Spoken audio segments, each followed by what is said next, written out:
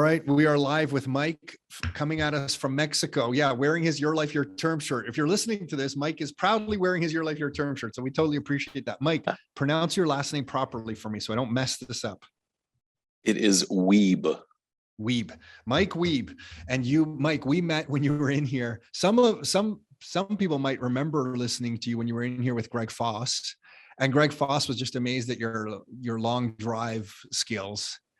For those of you who don't know, you have a long drive record from, I guess it's a little bit back, but it was just an incredible number. Sorry, now I'm off track, but now I have to know. Can you repeat to me, how far did you drive the ball again? Can you tell us that? It was no record, but As a record, you're a record breaker in my mind when I heard this. My longest recorded drive in competition was 428 yards.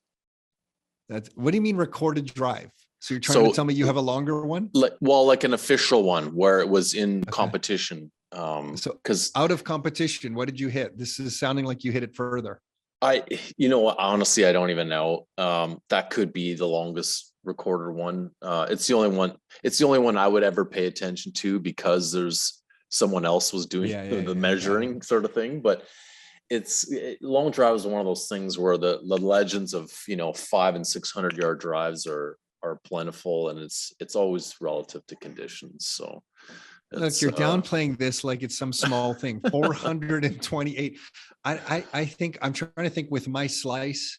I feel like I'm probably like, I don't know, like 100 or something like that. You got to calculate. You got to calculate the distance going right as well. There do you? Oh, okay. Then I'm probably 300. Probably 300. Yeah, no, I'm solid. I'm right. I'm no Mike, but I can hit it.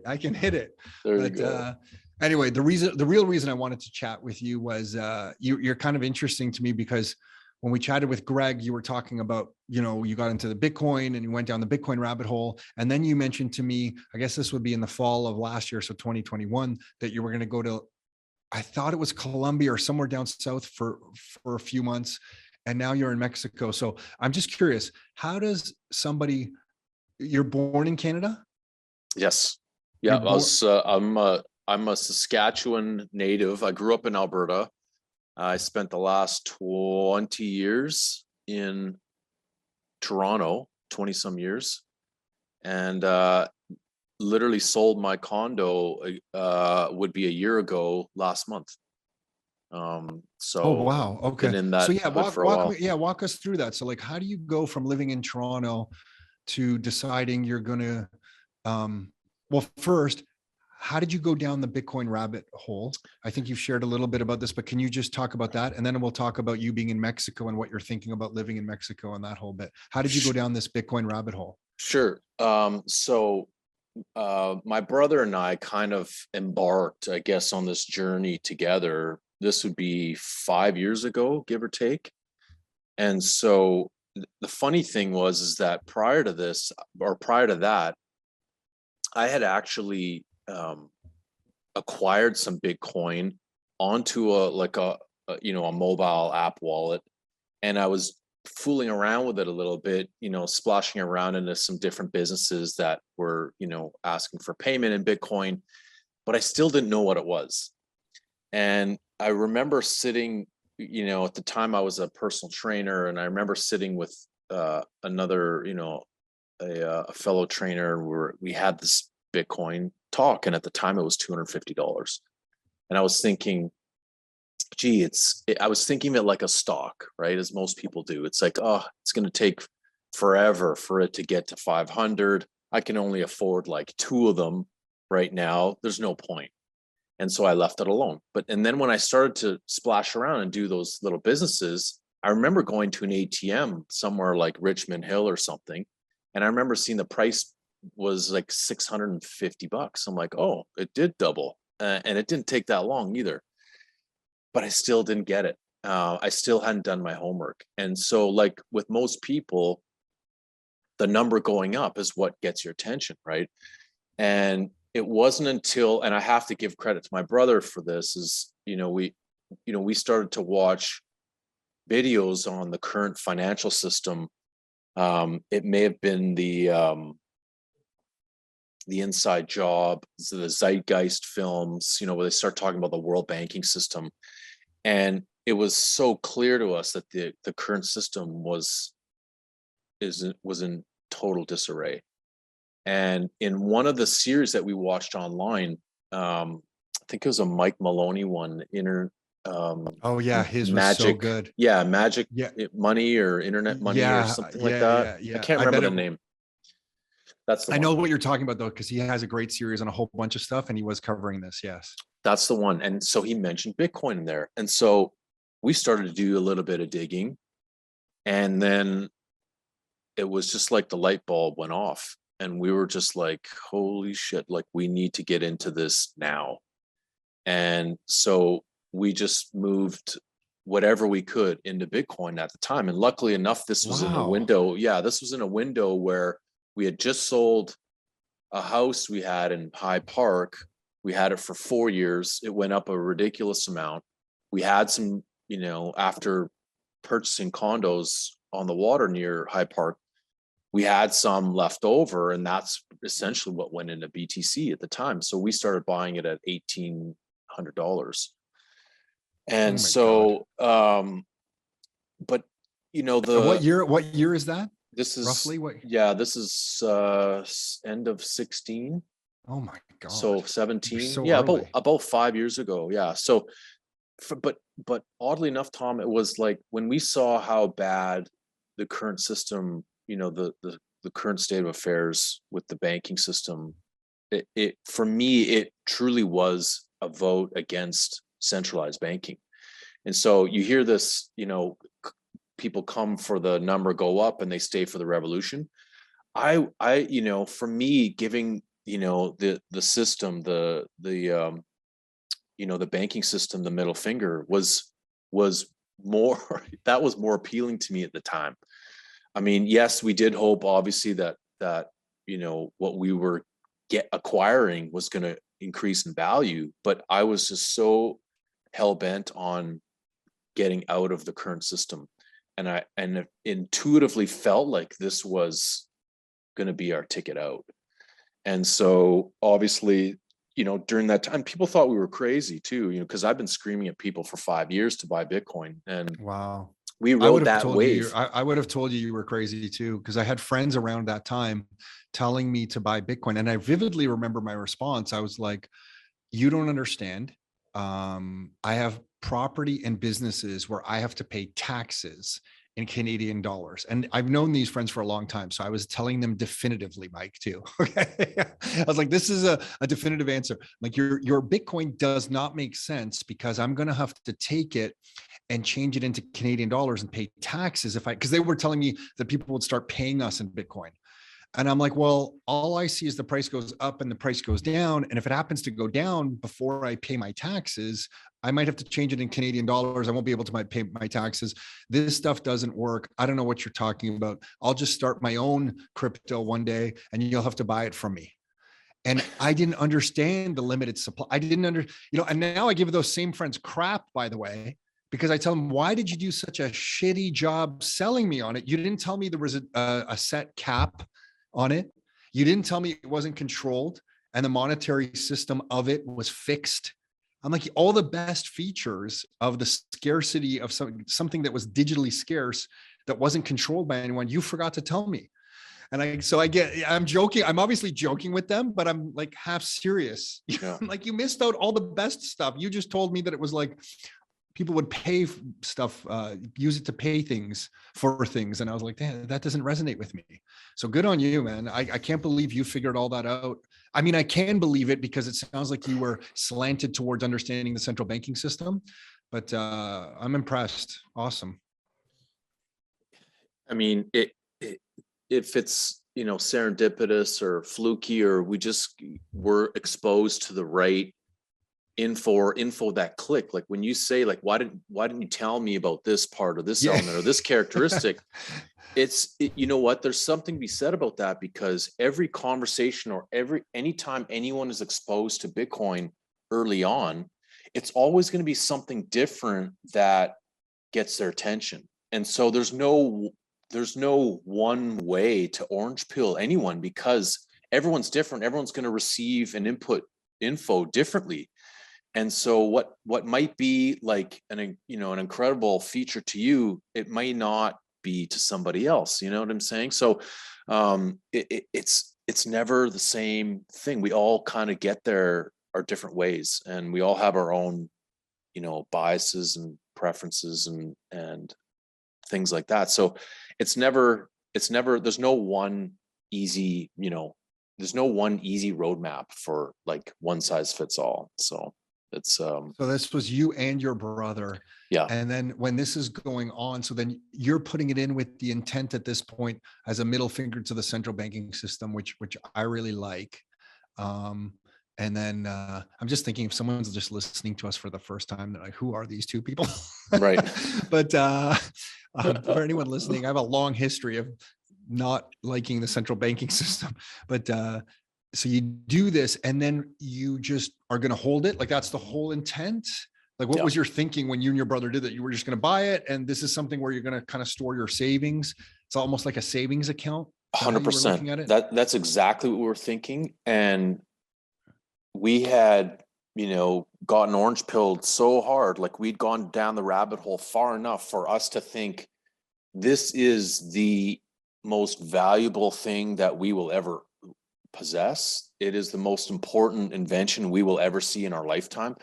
All those things just like hit us like a tidal wave. And so it was absolutely something that we were thinking in terms of long-term savings, acquiring, holding, and never selling. And because it was this pristine asset that we did not want to touch. So we rode that whole wave from where we bought it at 1,800 all the way up to 20K, where everyone thought, oh, this guy's a genius. Like, he told us and this and that. And then it went down to 4K, and people were like, well, maybe he's an idiot after all. and I was adamant about saying that this does not matter. The price fluctuation, the volatility does not matter. This is an opportunity to buy more, to get more of it. And so I was convinced that the volatility was only temporary. And if you truly understood what you had your hands on, you would never want to sell it. You would only see opportunities to buy more at discounted prices. That's how I saw it. And of course, we rode that wave all the way up again. And then it was, maybe he's not an idiot. So it was just, you know what? And it doesn't matter whether it's like, that was a smart move, a dumb move, he's a genius, he's an idiot. That stuff is irrelevant. It truly comes down to, will someone do enough homework, enough research to get to that point where they understand it well enough to realize, man, this is the most pristine asset on the planet. It is the most important invention we will see for generations. Mm-hmm. And this is the hardest money that is on earth. And so when you wrap your head around that, and it's very difficult for people to do that, then I believe that they become part of that movement where those coins go offline and they don't move. Yeah, I'm blown away that you were thinking this way that early. So just a testament to you guys to figure that stuff out. So then it goes up in price, comes all the way back down in price. And during that time, it sounds like you didn't shake at all. You were just holding steady and seeing if you could probably buy more at that point. And is that how? Go ahead. Sorry. No, I was just going to say we didn't have, that was it. You know what I mean? Like we moved everything that we had our hands on. All in, you're all in. We were all in. But I just mean if you had an extra $20, right? You put it in. It was sweep it in. But even at the time, there was so much uncertainty surrounding Bitcoin. Also, I will say this: there was still a lot of uncertainty fundamentally, and like principally, it sounded amazing, but we still didn't know if there were going to be some hurdles that challenges that may be too great. And so we were hedging our bets with a few other coins and things like that, just in case. And it wasn't long after that where we start to see those challenges or those hurdles fall away, where it was like, let's sell the other stuff and let's make Got sure it. we get it Yeah, all. I could see that. It's so early and you're just trying to hedge yourself a little bit. I Yeah. think it's so hard because the volatility of it is difficult for people to overcome as an objection to it. I find when I'm explaining it to some people, it's that price volatility, they just can't wrap their heads around. I'm trying to think I think the moment for me was the first chapter of Saifedean Ammous's book, The Bitcoin Standard, when he talks about humans over history, over time, will always choose something to be money that meets these three criteria the best. And he outlines the saleability of something across space, across time, and across scales. And I remember reading that, and he was explaining that, if something doesn't decay, and it's why you don't use apples as money because they decay. And as something across space, you don't use apples again because they're cumbersome. Gold does a better job. And then when you outline it all, the saleability of Bitcoin when compared to the next best form of money throughout time, which has been gold, you realize, oh my gosh, like this stuff, humans over time are going to naturally, they don't even know this, but they're naturally going to choose this thing as a form of money more and more and more as it gets wider kind of knowledge or exposure. And when I had that realization, it just hit me like, holy crap, that was my moment that my brother and myself did what you and your brother did, 5 years before us or whatever that was. And we just took everything we could possibly take and said, we're moving it into Bitcoin. And at first, I think we were a little bit shy to explain that to people because it sounded like a little bit ludicrous, even to us. But then as you study more and more, you're like, holy smokes, we need to start getting this message out. So you kind of have that moment where you're like, I need to start telling everybody I can about this. And you sound like a lunatic. You just sound, but that was my moment. It was that book. It was a combination of several things, but it was that particular book and reading those pages that made me think people are going to choose this as a form of money, even if they don't realize they'll choose it yet. So 100%. And there's no way for someone to fully grasp or appreciate how valuable Bitcoin is if they don't have a general understanding of money. And most people don't. And I think that being part of the early education for people is vital, because if they don't realize, how poorly these characteristics are met by, what we're using, there's no way that they're going to be able to see the value of even having Bitcoin. Because then the argument will be, well, I've got a Visa card and I've got cash and I've got a debit card, and what do I need magic internet money for? You know what I mean? That you just cannot cross that bridge. So it's so difficult. You're right. Yeah. You're right. And with a debt-based money system like we have today, you'll also get into arguments with some economists, not saying that I have or I haven't, I definitely have, where they think money is debt. So they believe the sole purpose of today's form of currency, the Canadian dollar, the American dollar, whatever, they believe its sole purpose for existence is to extinguish debt. Like their worldview is that dollar exists, it came from debt, and it's used to extinguish debt. Right. So it's like a form of debt. And I'm like, oh, wow. Like so then when you talk about money and I talk about money, it's totally different. I tell them, I'm like, I'm not talking about that garbage. I'm talking about when I work hard and have some excess effort, my time and labor, I don't want to store it in something that you're describing. I wanted to store it in something that is maybe a truer sense of money that matches money's definition throughout history, not like the last 100 years or so of a fiat-based system. And it's difficult. It's difficult. Sometimes you could be talking with someone, you're having two different conversations about the same topic. So you're right. Like the fact that you had to have that background a little bit. And I think it helped us that we had like 10 years of studying interest rates and central banking. So when I finally read the right material, I was like, holy shit, I got to jump on this stuff. So yeah, cool. I'm just curious now, when did you get, because you run your own, I want to call it a class from what I saw, but it's almost every Monday you've chosen to run like a Zoom session for you and for anyone who's willing to join, where you're talking about this subject. Where did the idea from that come from?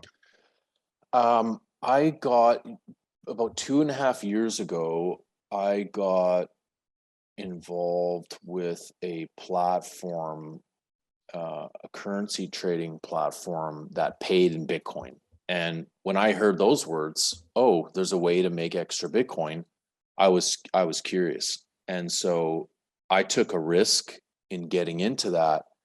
It ended up panning out.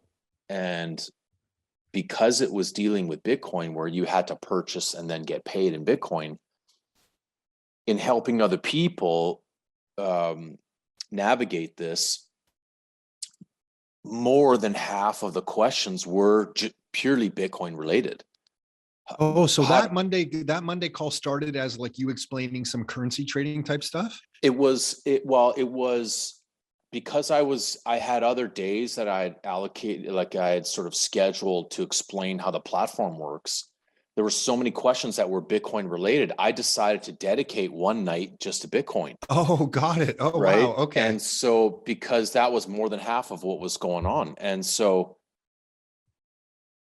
the other stuff is, has been on hold for a while, but I decided to keep going with the Monday nights for Bitcoin. And every once in a while, someone will come on and ask me a trading question. I said, you know what, that's for another night. This is strictly Bitcoin. And I've kept it that way for over a year now. And so it was always something that, I mean, I did it sort of out of necessity. And then I was like, you know what, this is a lot of fun. And people seem to, enjoy being part of this group. I've got a sort of a small, hardcore group of people that keep coming back every week. And I thought, hey, why not keep this up and use this as an opportunity for my own, journey down this Bitcoin path, so that, I can learn, it sort of pushes me to learn more, so that I can then in turn help other people learn. So, which is really all I'm doing. I'm learning as I go, and at the same time, pretty much turning around and trying to teach someone else what I've just learned. Which is how you really learn, when you try to teach it. I think so, right? I think so. So I just kept up with that. It's been, I guess probably a year ago, January. So yeah, it's been over a year. So since we're talking about that subject, if someone wanted to jump on that, where's the best place to go to find the URL or to? So I have a Telegram group, which is simply, the URL is bitcoinbullets.ca. And if people go to that link, it will take them to the join group option to join the Telegram group. And once they're in there, there's a pinned message, which takes them to the very first, I think the first thing that I posted, which was an intro to Bitcoin video, and people can kind of work their way down with the info, because it's more basic stuff at the top, and then it gradually starts to get, more and more advanced. So people that are brand new to Bitcoin definitely want to start at the top and work their way down till they get, caught up to current day. But every week I post the details in that group for the Zoom call. And yes, it is open to anyone and everyone who wants to jump on. I'm curious, do you have like a most common question from that? Like, is it volatility maybe? I'm just trying to think, like, or is it just all over the map? It's kind of all over the map, because I part of it is like sort of current events, right? News, what's happening, this week, is there anything that sort of jumped out, and what's been going on sort of around the world have been these sort of flashing lights for, to buy a Bitcoin or to get Bitcoin, right? We've got the trucker thing, with accounts being frozen in Canada. You've got wars happening around the world where the only way for them to transact is via Bitcoin. So there's all these real-time scenarios that are these glaring examples of how powerful the different characteristics of Bitcoin are. And so, we'll discuss sort of those examples. Different things will pop up. I'll have guests on the call, as you do. I've had Greg Foss on. I've had Jesse Berger on. Tonight, I've actually got, I reached out to, and the Bitcoin Twitter community is incredible. They're just so generous with their time. I've got a guy from Australia who runs a site called Ministry of Nodes, and he's going to come on the call tonight just to give my audience, my group, a full rundown on what is a Bitcoin node and how you can run one yourself. Awesome. And so, at some point we'll get into, some more mining stuff, but there's all these, there's endless sort of topics for discussion. So yes, it is somewhat random. Early on in the calls, you know who would be interesting for you too? We had him on here. He just blew me away. Young guy out of Toronto, Kevin Rook. Have you heard of him? He follows the Lightning Network really, really intimately. And on Twitter, he's always putting out the latest stats on Lightning and different things that are coming out on the Lightning Network. Really well spoken. He was on this podcast a couple months ago. I should probably connect you guys just because that whole area, the Lightning Network, like everyone's kind of tracking it, but there's no one really who's kind of speaking deeply about it. He's just a great resource. Please connect us, because I would love to have him on. And that's exactly the kind of stuff that I would love to have, my crew exposed to, is things like that. And I try and find experts in each sort of, domain or area, so that they're not always listening to me every week, because I'm far from an expert. So, oh my gosh, none of us are experts. We're all just making our way. Right. So now, how does this, like, when do you have the idea to go down south? And it sounds like you're staying there longer than maybe you thought. Because I think I remember talking to you in the fall when you were in our office on that podcast. Yes. You were like, in my mind, you were going to go for 4 months to, I don't know why I thought it was Colombia. Maybe you hadn't decided yet. Or I don't know if you told me Mexico at the time and I just didn't hear it properly. But now you're in Mexico and it sounds like you're going to stay there longer. So walk us through this. Was it 2 winters ago? Were you also doing this, or is this new for you? And what are you thinking going forward? So like, how do you first decide that you're leaving Canada for the winter? So this is new. I probably would have spent the winter elsewhere during COVID if we could have traveled, but that didn't happen. So I just sort of put my head down and got to work. But this, when I saw you at your place for that recording, I was only, I think a couple weeks away from leaving. So it was kind of a last minute decision to get out before they weren't going to let anyone fly out. And I just thought, hey, why not take that opportunity, go south somewhere. I did plan a trip to Colombia. It was a 1 week thing with a buddy, which we did go. I think that's right. Yes. Okay, yeah. We did go. So I spent a week in Tulum, a week in Colombia, and then back to Tulum, and I've been here ever since. Colombia was amazing. I definitely want to go back at some point. But yes, Tulum just kind of felt like a good landing spot. It sort of checked, most of the boxes that I was looking for. And it was initially, it was going to be till the end of March thing, just like the winter. Then, in looking at the landscape of what's transpired in Canada, and not having the ability, if I were to go back, to leave again, I just decided, you know what, I'm going to stay put. And so I'm in the process of applying for temporary residency, which will give me 4 years. And I've signed a 1-year lease. So I'm just going to roll with it. So where is Tulum in Mexico? Where are we in Mexico? Just south of Cancun, you've got Playa del Carmen, which is about an hour away. And then another hour away, let's say, is Tulum. So about 2 hours south of Cancun. And then as far as, I guess, just some of the things from headlines, you feel like you're in a safe environment there? Yes, I do. I mean, and people always ask me, like, is it safe there? Can I come? Because in the media, you'll hear just about lately, I think in the last 6 months, for whatever reason, I've heard a little bit of that area. Yeah. So whether it be Cancun, Playa, or Tulum, over the past half year, every once in a while you hear a story about, somebody's gunned down or whatever, and they make it into this sensational story where that happens, numerous times a day Sure. in any Yeah. US Yeah. city, Yeah. Yeah. right? But you don't hear that, like, 20 people were shot today in Chicago. Like, you don't hear that, right? But all of a sudden, the one time that there was a cartel drug thing and someone got shot, it's a massive story. And so everyone's concerned about safety and security here, but primarily those are people involved with drugs on some level, and it's not sort of it very seldomly is these random occurrences. What about the cost of living? What can you tell us just about, like, rough, I don't know, like ballpark stuff to live, or cost of food? What's the cost of living there right now? So Tulum, from what I can gather, is the most expensive place in all of Mexico.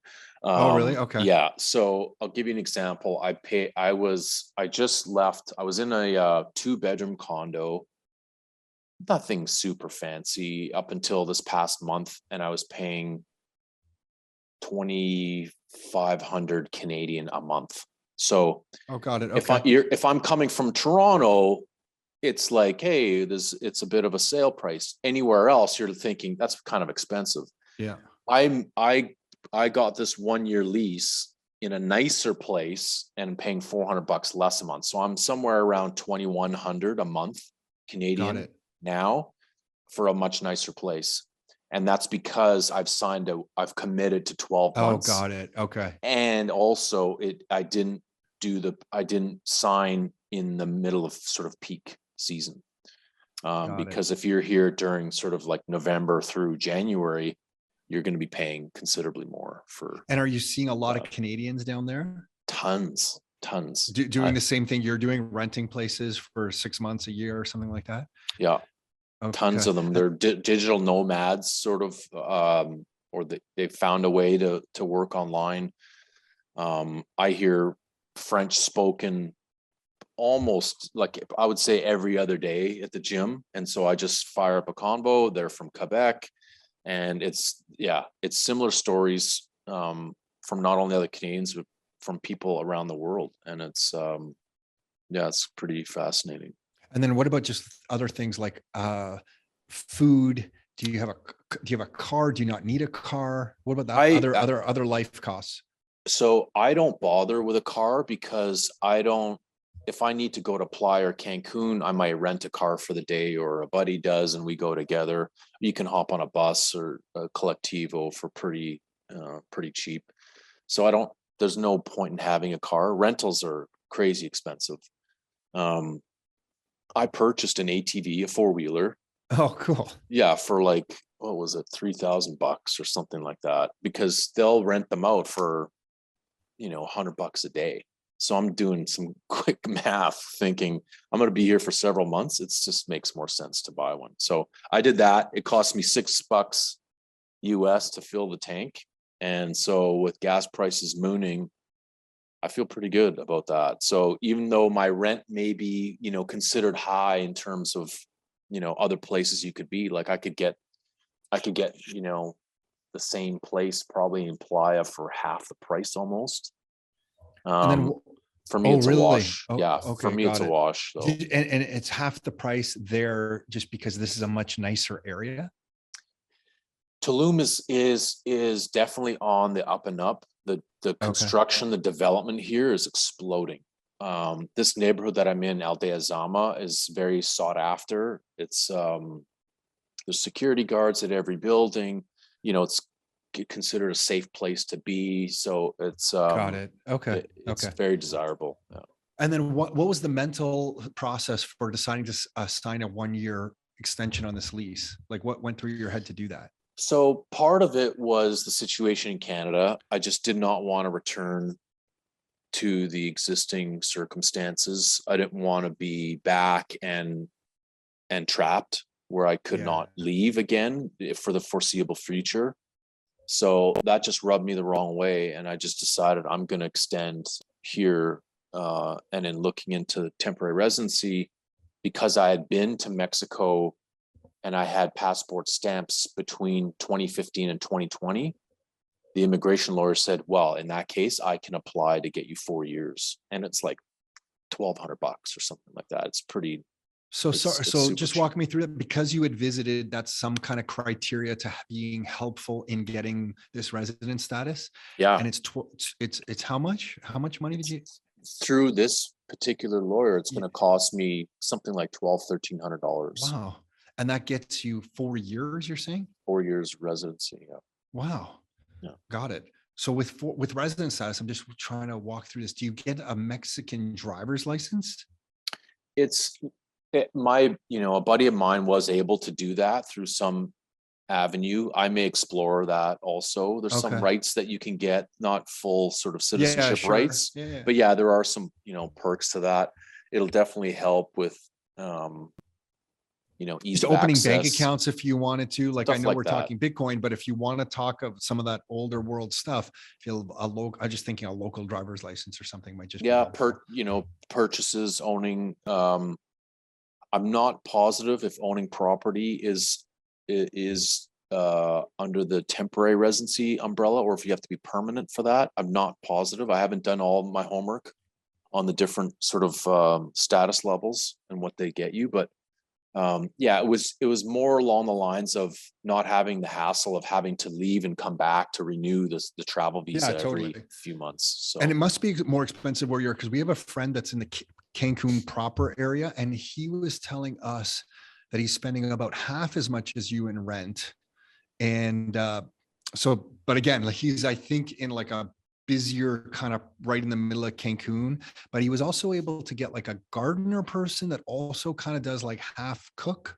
They're mm, like a cook gardener. yeah, I don't know how you get that combination, right, but for a really inexpensive amount. And I was yeah, like, holy smoke. So he was just like, he was thinking of extending as well. Cause he's like, you know what? I came down here for the winter and now at these costs, I'm just staying down there. He's down there with his family, some young kids, and he's thinking about staying longer. So more Canadians are kind of doing that. Okay, so you're down there, and then after a year, I guess you're just going to play it by ear. You'll see yeah, what you need to do because right now you don't need to be in Canada for a job or income or anything like that. So you can be anywhere you want. yeah, yeah. Okay. And then what next now for you on the Bitcoin front? If you were to tell somebody to start looking into it, how does someone go down the rabbit hole? I know you have your Monday night call, but how is it looking at some of those Mike Maloney videos that helped you? Do you have like a process for explaining to people, hey, if you're going to check this stuff out, here's the process to go through? Or is it Yeah, just come to your Monday night stuff and start learning? yeah. I mean, if I bump into someone this afternoon and I say, "Hey, jump on my call tonight," and this Aussie dude jumps on and he's talking about nodes, they're going to be like, "What is this?" Like Yeah, they it's might, so over their head. Yeah. right? They like, and I will have him, give a very basic, overviews to what a node is, what functions does it perform, why it's important for the network, and then how can we as individuals, what are the options for us to run our own partial node or full node or whatever? What are the easiest, most cost effective ways? So even if someone were to jump on and they're not super tech savvy, they will at least get an understanding, and I'll make sure that it's sort of explained in a very basic way for a complete beginner.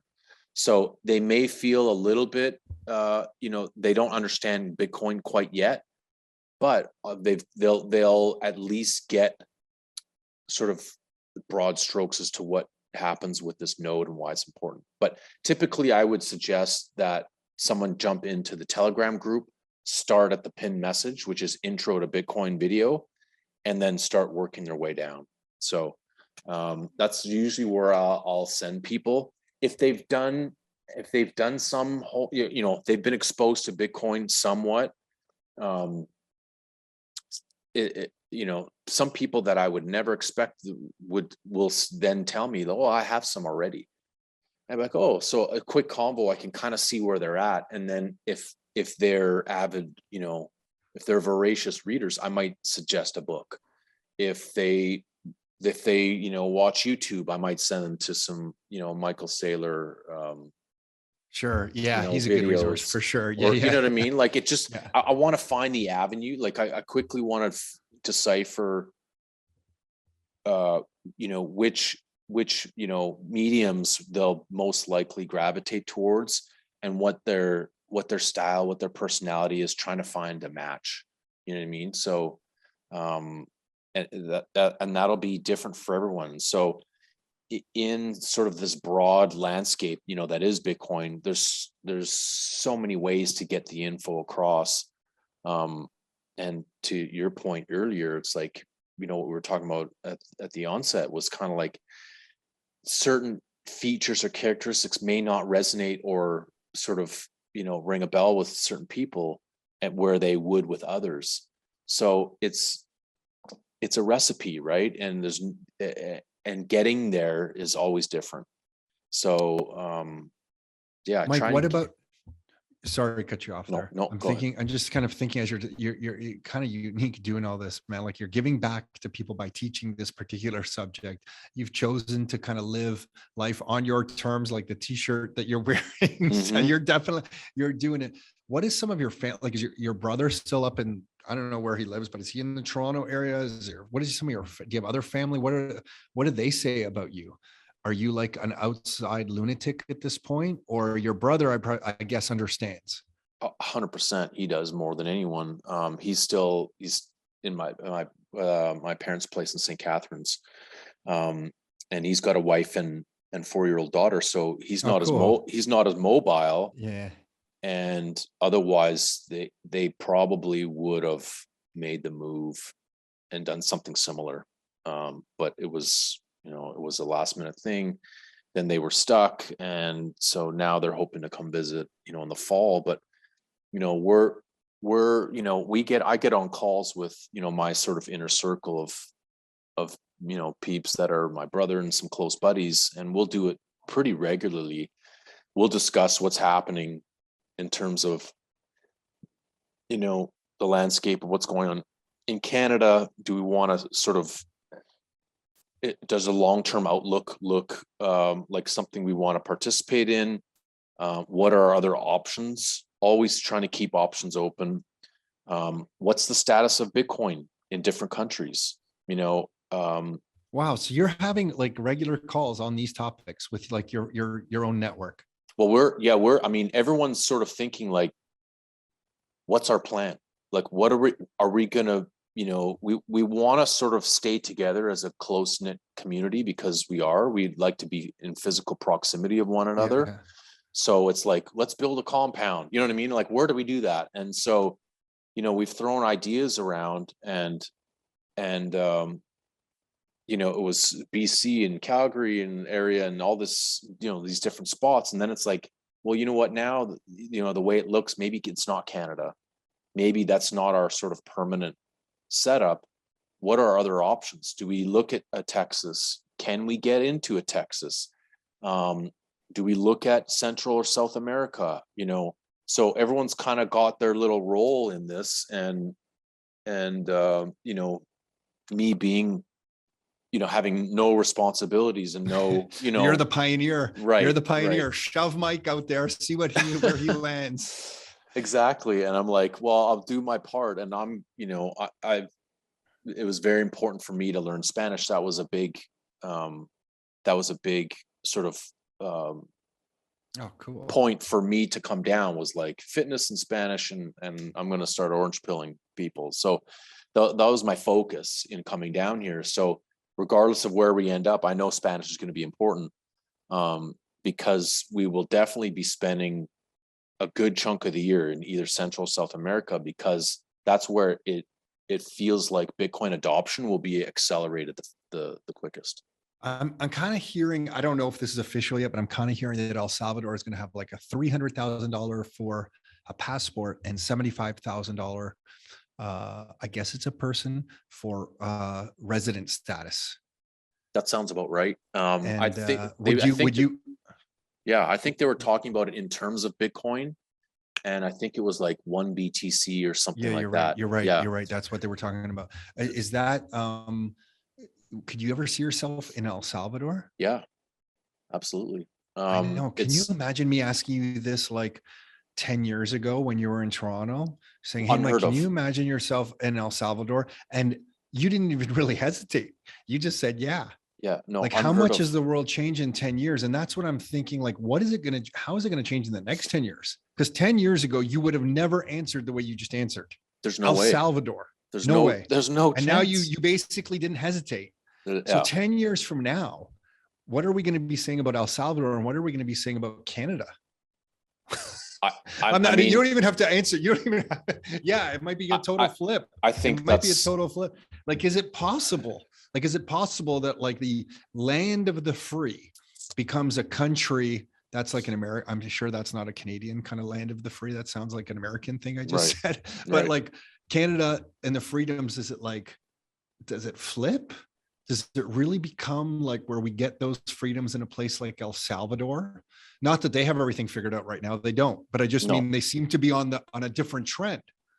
And is Canada going to be different? And to hear that you're having conversations with your friends like that, and I'm getting asked this more and more, it feels like a thing we're going to start talking about more and more. Nick and I both have citizenship in Croatia, and we have British and Croatian citizenship. But it seems like how many citizenships you have and how many legal places you have to land and open different things up is going to be a big deal over the next 10 years. And you're nodding, you're feeling the same. Huge deal. I think it's absolutely essential to have a plan B that does not look like Canada at all. I think having another passport or, permanent residency, the perks that go along with it. And for us, obviously, Bitcoin adoption is a huge part of that. And so what we're considering is, or what we're looking at is, we feel like there is approximately a 3-ish year window ahead of us right now, where we're going to be sort of somewhat patient and just to see how the landscape unfolds and see who adopts Bitcoin. What are the tax implications? Is it going to be a zero capital gains situation? What's property ownership look like? And because there's no point in spending Bitcoin right now. It makes no sense. No one wants to be the guy that bought 2 pizzas for 10,000 Bitcoin. Like, it does not make any sense. So the way I look at it is, we're going to have a huge run up in price post the next halving, right? So historically, we've always seen 18 months post halving, we've seen an all-time high. And especially with what's going on now, there's no reason to believe that trend would not continue. As Michael Saylor says, it's just going to continue to go up forever. People still have not wrapped their heads around absolute scarcity. And that's an aside, but I think what we're looking at is we're going to see a tremendous run up over the next few years. We could see it go parabolic within that time based on some crazy news. Apple decides to, who knows what the future sweep brings. our cash reserves into Bitcoin, whatever. Like, anything could send it to the moon at any given point in time. But I think realistically, we're looking at a substantial increase, let's say by the end of 2025, 2026. And in that time frame, I think we're going to see the rate of adoption of Bitcoin grow dramatically. I think we'll see other countries in Central and South America adopt it, and primarily because they're all watching El Salvador, and they see, oh wow, El Salvador's GDP goes up 3% as soon as they adopt Bitcoin. Well, why don't we do that? Right. And so there's a lot of shuffling going on right now, and a lot of countries are trying to figure out how to make it work. But I think that will be the case. The game theory behind it is fascinating. I think the second person to the party is what makes it a party. And then I think we'll see dominoes start to fall. But for that reason, where Central and South American countries are in much greater financial turmoil with currencies that have been, debased to oblivion, it's like they're not going to have a choice. right? Your Argentinas, your Venezuelas, those are, those are sort of leading the charge, and the Bitcoin adoption in those places is going nuts. And so politicians now, I think representatives or, politicians from every country in Central and South America are now making a substantial amount of noise saying Bitcoin needs to be part of our platform. If I get in, this is going to be part of it, whatever the case may be, but there's a lot more support for it. And so somebody tweeted, long Central and South American countries, short North American, like Canada, US. And I kind of think there's some truth to that, because Canada and the US will be last to adopt. I wish that weren't the case. I don't think they have the foresight to get on that train early. I think they'll probably, buck the trend and try and drag out what's happening for as long as they can, unfortunately. Whereas these countries which feel like they probably have nothing to lose, and here's our opportunity to, become second, first world nations. Here's the window of opportunity. So I think it'll take some real leadership on their part, because you're right. Huge. I was just going to say it. They have nothing to lose. Yeah. Except, and I want them to have this battle, so I'm not defending it, except that the International Monetary Fund, which a lot of these countries depend on for US dollar funding, that puts them into an indebted situation for their country's history, will make their lives as miserable as possible if they talk about Bitcoin. Just like El Salvador with the IMF saying, hey, you're going to do this, we're going to stop our funding, the rates on lending are going to go up, your bond, your debt, the cost of it is going up. So it's going to take some real leadership, but because they have less to lose, I got to think others come to the party, like you're saying. And I like your idea of a 3-year window, because it feels like it's going to take about that much time to kind of see some action and see where things lie here a little bit, for any Canadian deciding if they want to make a citizenship play in some other country. It might take a little bit of time to see where some of the chips fall. Yep. But yeah, like the geopolitics in this is like extraordinary. I'd like to believe that we have a politician like that would come and just do what Greg talks about and saying pricing some of the energy resources we have in this country in Bitcoin. But yeah, who's going to bank on any of that stuff actually happening here? I know Pierre, I can never say his last name, but I know Pierre, one of the, Polyev, is that how you said? That's going to try to be the leader of the Conservative Party. I know he's been saying the right things. I'm so scorned by all politicians. Yeah. I just, even if you hear something that sounds interesting, I just kind of, you just kind of like, really? Like, are you trying to get votes here, or is this a real thing? But I'm leaning your way right now. I think Canada will unfortunately be one of the last to the party. Too much to lose, and they're a little bit of a pawn of the Americans on the geopolitics side, where Canada has to stay strong with their biggest trading partner. We'll see. I don't know. And you're right. And Pierre is saying the right things. He's on the ball. He's given 10-minute talks on sound money in the House, right? And which is almost like shocking, like that. Yeah, that's almost like reading like the first chapter of the Bitcoin standard. You know what I mean? It's like he gets it.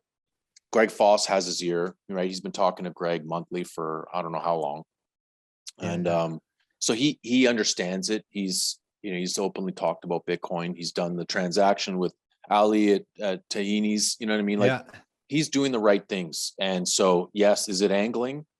Bitcoin. I think going forward, Bitcoin will be an election talking point for any, like, ubiquitous. I think you're right. Yes. Everywhere. So it's going to be ubiquitous. And some politicians will use that as an angle to show how progressive they are. And some may actually grok it. And so whether they do or don't, at least they're talking about it, even if they make the move to implement more of it, it's good for everyone. And so it's so difficult to see, though, like what's going to happen. And that's probably the same window as to when the next election Canada is going to happen. There's going to be so much going on in the next 3 years. It's mind blowing. It is mind blowing. Yeah. Jeez. Mike, I guess we could keep talking. I just want to thank you for doing. I'm just thinking as you're speaking, I'm like, this is like so crazy. Like someone listening to this might listen to us and say, what the heck are those guys even talking? El Salvador, Right. Bitcoin, hard money. Like, are you guys like, what are you guys, what are you smoking? What are you smoking? But then I'm just thinking about it. Like you are changing, you've changed your life because of Bitcoin. Like, look at what you are, where you are. Nick and I are in the real estate game. We're talking about Bitcoin. You brought up Greg Foss's name. He comes from a bond trader mentality. He talks about Bitcoin. Another Canadian, Jeff Booth, comes from a technology background. He talks about Bitcoin. So if you're listening to this, it's just people from all different backgrounds and walks of life, all talking the same thing. Just don't dismiss it. Just pay attention, even if you're not sold on buying any.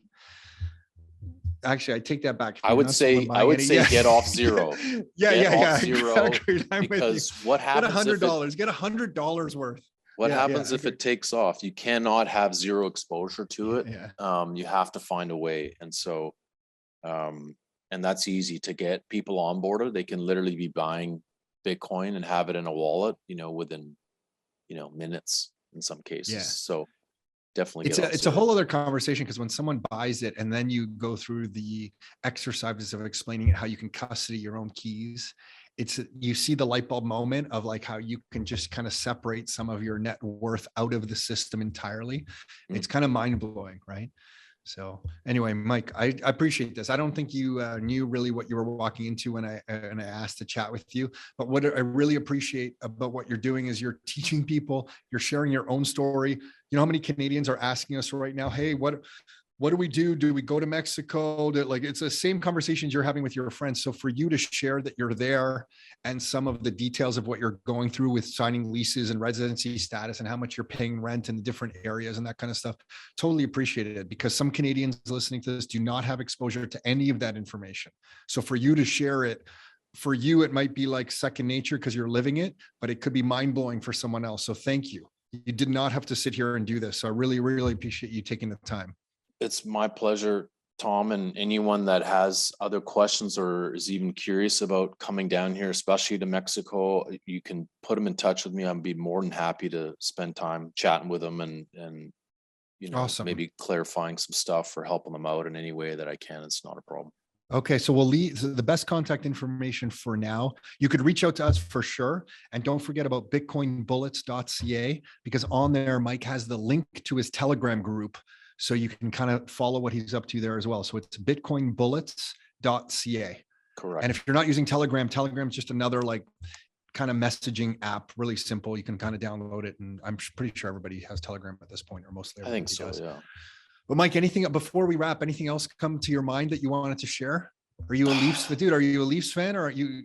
No, you're born in Saskatchewan. So you're like.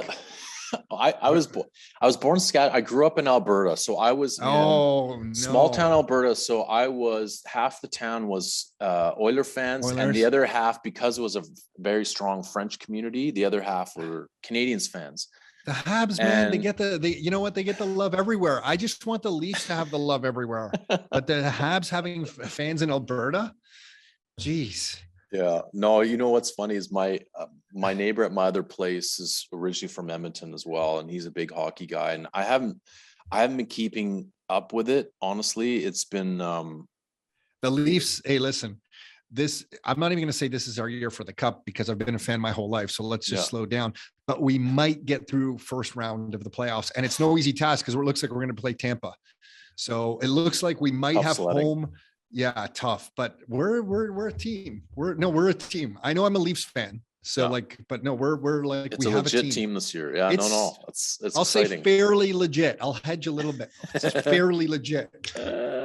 We have goaltending is a little bit of an open net right now. That's a bit of an issue. But yeah, okay, got it. So you're half. So, but basically what you're telling me is you're half Oilers fan and half Habs fan. No, you know what? Somehow I ended up a Flyers fan. And I can't I can't tell you how that happened.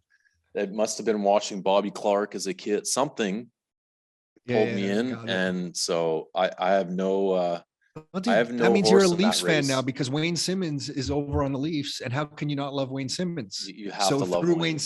yeah, you have to. You have to He's going love to Wayne. stand up for the whole team. You got to love him. So in the playoffs, you're probably cheering for the Leafs. That's what I'm hearing. I'm You don't have okay to say with it, Mike. that. You don't have to. You don't have to. But cool. So listen, you have friends up here. Anything you need that we can ever help out with, please let us know, and let your brother know, and whoever needs to hear that. If we can help out with anything in any way. And Mike, yeah, just thank you for doing this, man. I really appreciate you sharing the story. These are the best stories for me. So thank you so much. Hey, it's my pleasure, Tom. It's always great to chat with you. I had a blast with Greg and Jesse last time we did this. So I would love to come back and anytime you want and we'll give you an update. Do some maybe a year updates. from now we'll get maybe we'll turn to an annual thing where we get an update and I'm like, where are you now? Yeah. Where is Mike now? I have a feeling I will be south of the 49th parallel. I have a feeling as well. Yeah. Yes. Yeah, thank you for this, Mike. Thank you. Appreciate it. My pleasure, Tom. Hey, thanks for tuning in. You can find every new episode of the Your Life, Your Term show on all the major streaming platforms. So Spotify, iTunes, Google Play.